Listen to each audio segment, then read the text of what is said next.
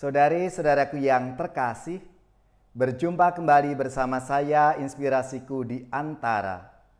Renungan Harian Kamis 3 Februari, Pekan Biasa yang keempat. Semoga kita bersama keluarga selalu dalam keadaan baik, sehat, dan bersemangat. Marilah kita bersama-sama mengawali renungan kita dengan tanda kemenangan Kristus. Dalam nama Bapa dan Putra dan Roh Kudus. Amin. Allah Bapa yang Maha Penyayang, semoga kami selalu patuh setia mengabdi Engkau dan sesama dalam menempuh jalan yang ditunjukkan oleh kebenaran hidup kami, yaitu Yesus Kristus Putra-Mu. Sebab Dialah yang hidup dan berkuasa bersama Dikau dalam persatuan Roh Kudus, Allah sepanjang segala masa. Amin. Dalam nama Bapa dan Putra dan Roh Kudus. Amin. Inspirasi kita hari ini dari Injil Suci menurut Markus. Bab 6 ayat 7 sampai 13. Marilah kita bersama-sama membaca dan merenungkannya. Sekali peristiwa, Yesus memanggil ke-12 murid dan mengutus mereka berdua-dua. Ia memberi mereka kuasa atas roh-roh jahat dan berpesan kepada mereka supaya jangan membawa apa-apa dalam perjalanan, kecuali tongkat. Roti pun tidak boleh dibawa. Demikian pula bekal dan uang dalam ikat pinggang. Mereka boleh memakai alas kaki, tetapi tidak boleh memakai dua baju. Kata Yesus selanjutnya kepada murid-murid itu, "Kalau di suatu tempat kamu sudah diterima dalam suatu rumah, tinggallah di situ sampai kamu berangkat dari tempat itu. Kalau ada suatu tempat yang tidak mau menerima kamu, dan kalau mereka tidak mau mendengarkan kamu, keluarlah dari situ, dan kebaskanlah debu yang ada di kakimu sebagai peringatan bagi mereka."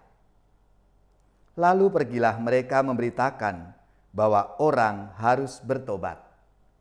Mereka mengusir banyak setan dan mengoles banyak orang sakit dengan minyak dan menyembuhkan mereka. Demikianlah sabda Tuhan. Terpujilah Kristus. Saudari-saudaraku yang terkasih, dalam sabda Tuhan hari ini, ketika Yesus mengutus para murid-Nya, para murid dilarang untuk membawa apa-apa. Ini artinya para murid mesti percaya dan mengandalkan jaminan yang akan diberikan baik oleh Tuhan maupun oleh orang-orang yang mereka datangi.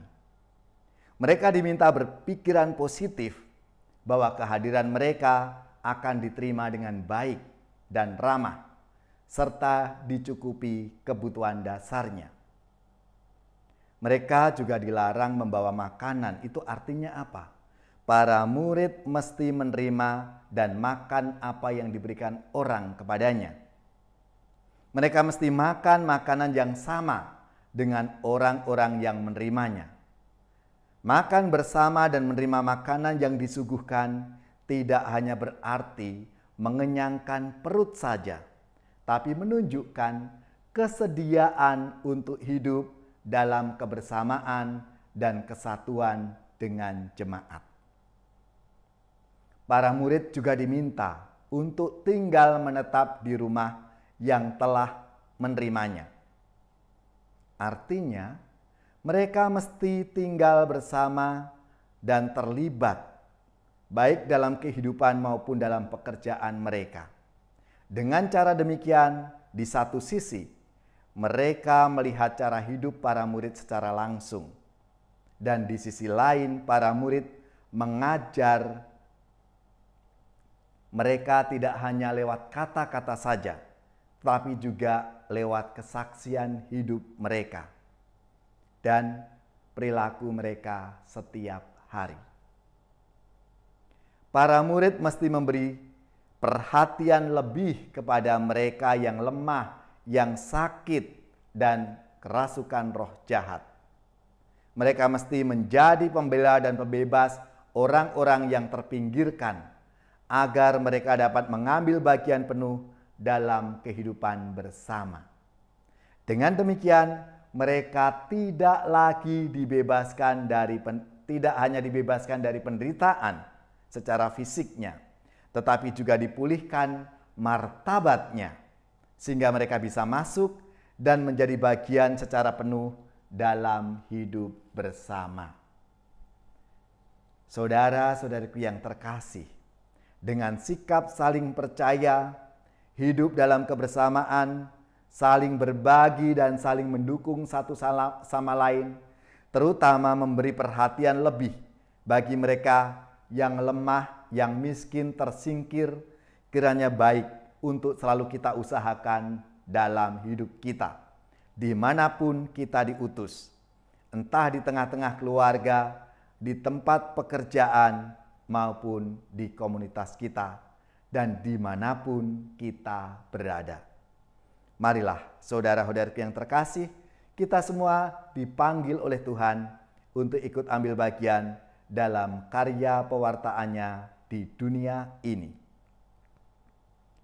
Panggilan Tuhan bagi umat-Nya di atas bumi ciptaannya, nyapi cintanya, nyala kasihnya, sumber semangat bagi kita.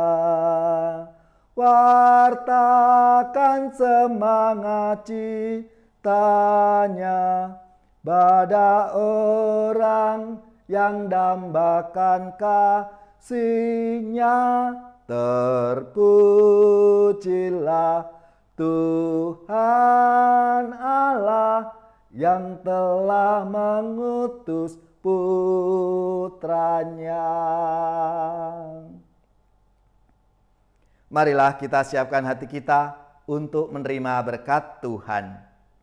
Semoga saudari-saudara sekalian, keluarga-keluarga komunitas kita, orang-orang yang kita doakan, mereka yang sakit, seluruh tugas, belajar, pekerjaan, usaha serta karya pelayanan kita dibimbing, dilindungi dan diberkati oleh Allah yang Maha Kuasa, Bapa dan Putra dan Roh Kudus. Amin.